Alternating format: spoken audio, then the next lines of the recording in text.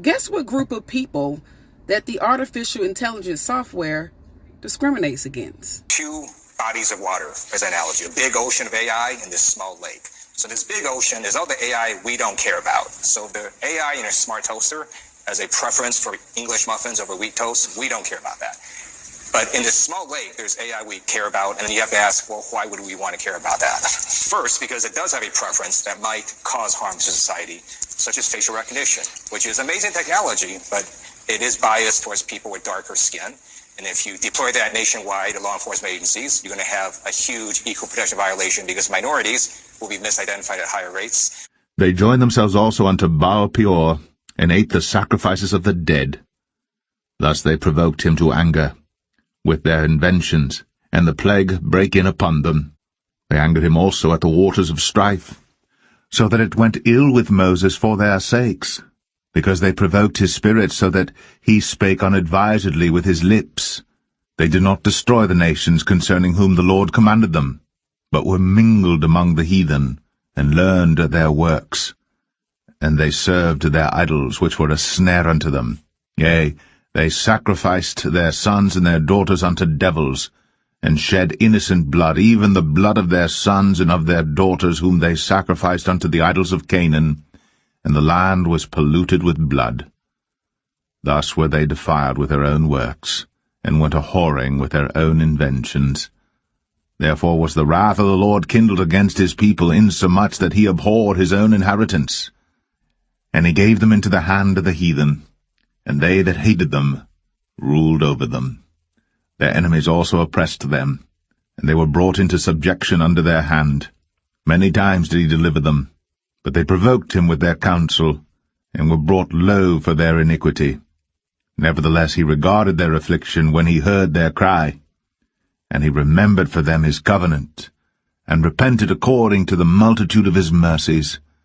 He made them also to be pitied of all those that carried them captives. Save us, O Lord our God, and gather us from among the heathen to give thanks unto thy holy name, and to triumph in thy praise. Blessed be the Lord God of Israel from everlasting to everlasting. And let all the people say, Amen. Praise ye the Lord. And the rest of the men which were not killed by these plagues yet repented not of the works of their hands, that they should not worship devils, and idols of gold, and silver, and brass, and stone, and of wood, which neither can see, nor hear, nor walk.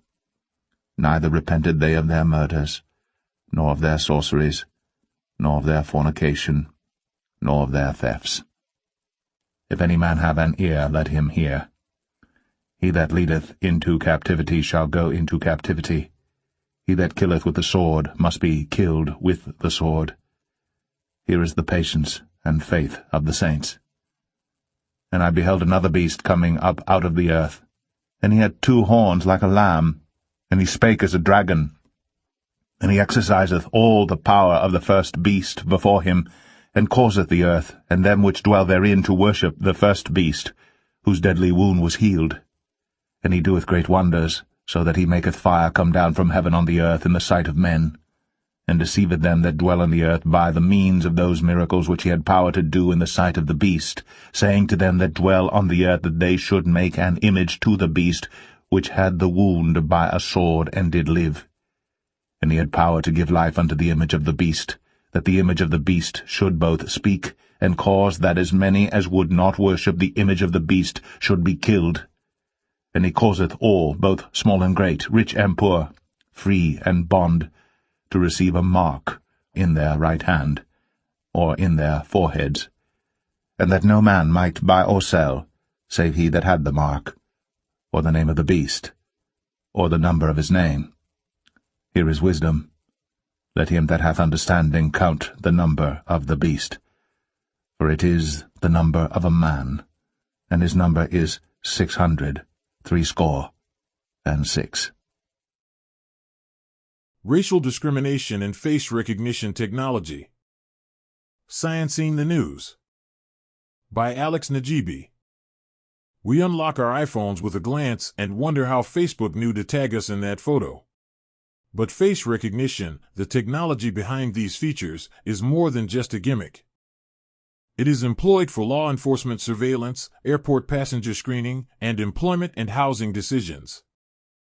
Despite widespread adoption, face recognition was recently banned for use by police and local agencies in several cities, including Boston and San Francisco. Why? Of the dominant biometrics in use, face recognition is the least accurate and is rife with privacy concerns. Police use face recognition to compare suspects' photos to mugshots and driver's license images. It is estimated that almost half of American adults, over 117 million people, as of 2016, have photos within a facial recognition network used by law enforcement. This participation occurs without consent or even awareness and is bolstered by a lack of legislative oversight. More disturbingly, however, the current implementation of these technologies involves significant racial bias, particularly against Black Americans. Even if accurate, face recognition empowers a law enforcement system with a long history of racist and anti-activist surveillance and can widen pre-existing inequalities. Inequity in face recognition algorithms. Face recognition algorithms boast high classification accuracy, but these outcomes are not universal.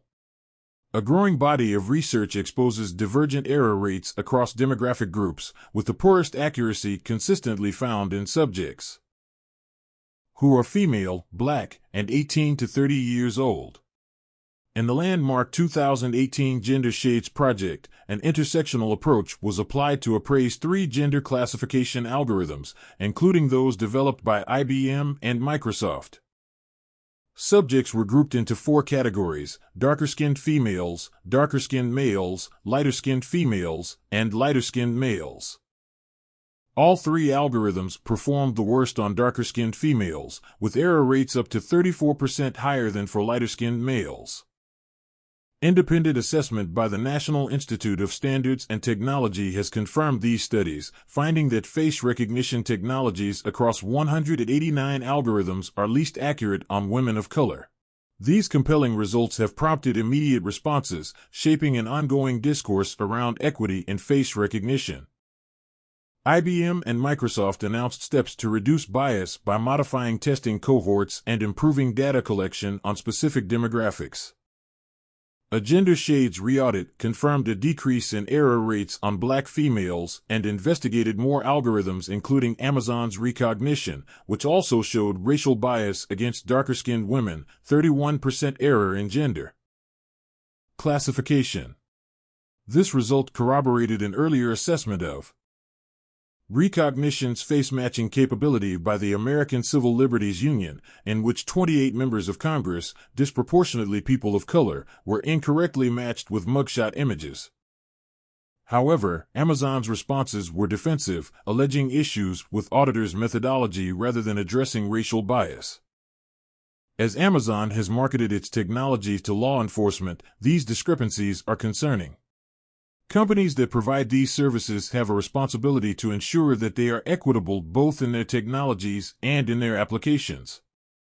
Face recognition and racial discrimination by law enforcement. Another key source of racial discrimination in face recognition lies in its utilization. In 18th century New York, lantern laws required enslaved people to carry lanterns after dark to be publicly visible. Advocates fear that even if face recognition algorithms are made equitable, the technologies could be applied with the same spirit, disproportionately harming the Black community in line with existing racist patterns of law enforcement. Additionally, face recognition can potentially target other marginalized populations, such as undocumented immigrants by ICE or Muslim citizens by the NYPD.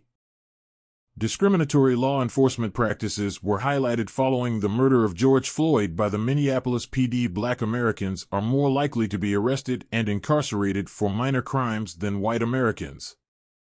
Consequently, Black people are overrepresented in mugshot data, which face recognition uses to make predictions. The Black presence in such systems creates a feed-forward loop whereby racist policing strategies lead to disproportionate arrests of Black people, who are then subject to future surveillance. For example, the NYPD maintains a database of 42,000 gang affiliates, 99% Black and Links with no requirements to prove suspected gang affiliation. In fact, certain police departments use gang member identification as a productivity measure, incentivizing false reports. For participants, inclusion in these monitoring databases can lead to harsher sentencing and higher bails, or denial of bail altogether. But how specifically do unjust applications of face recognition and surveillance harm Black Americans? As stated by the Algorithmic Justice League, face surveillance threatens rights including privacy, freedom of expression, freedom of association, and due process.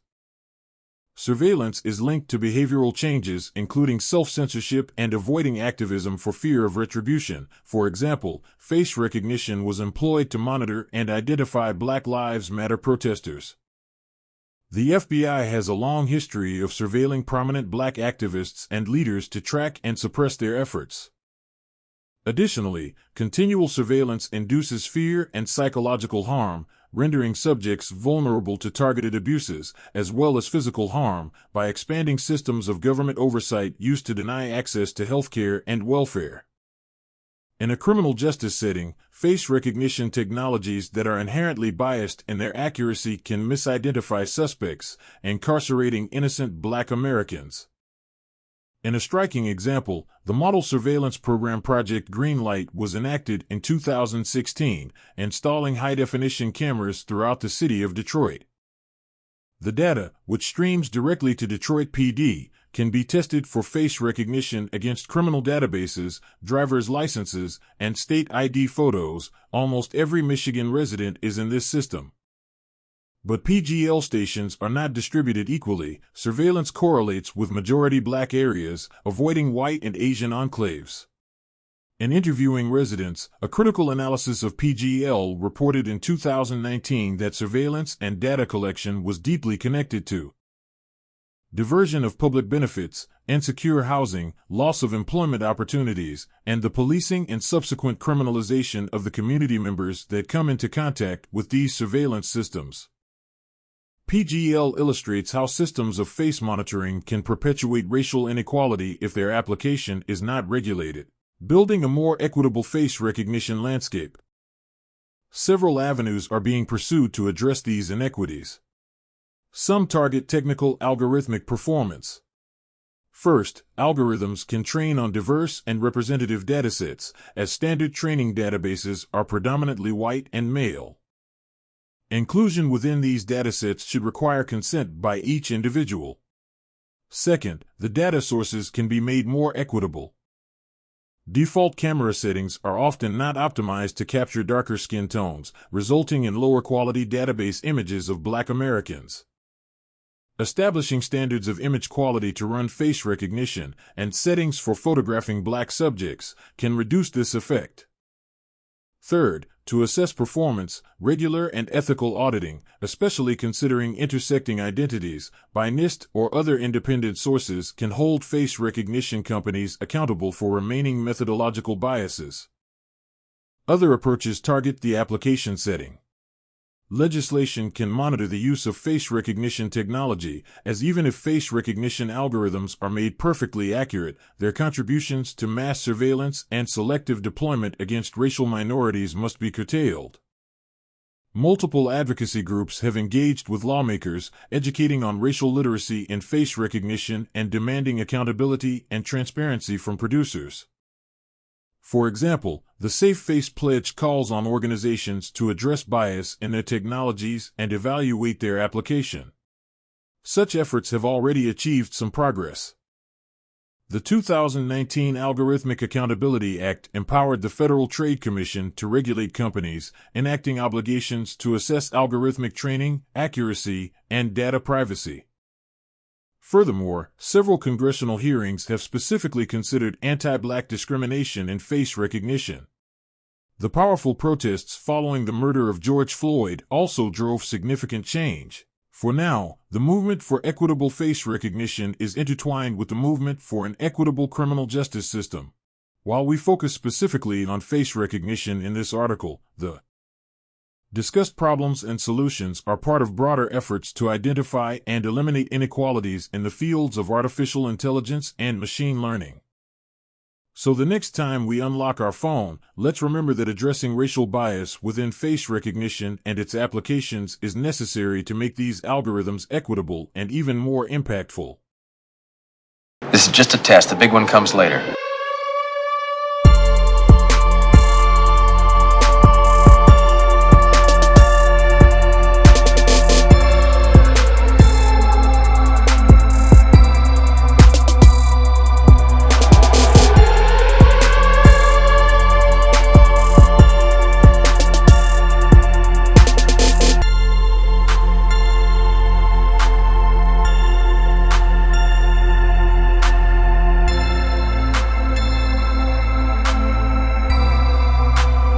This is just a test. The big one comes later.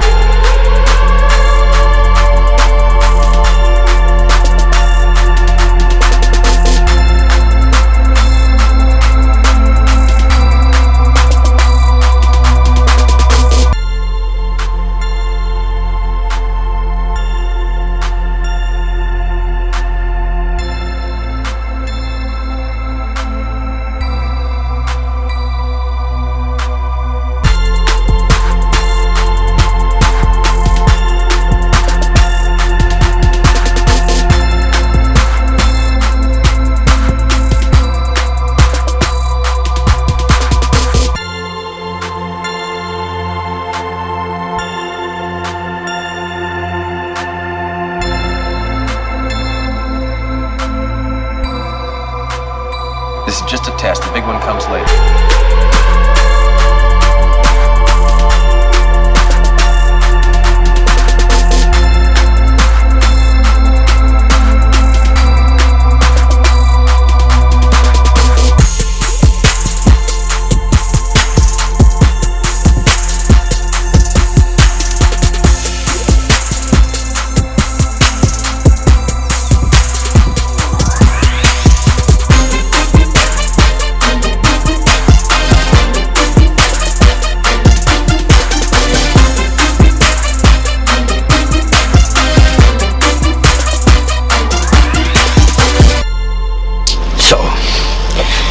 You wish to test me?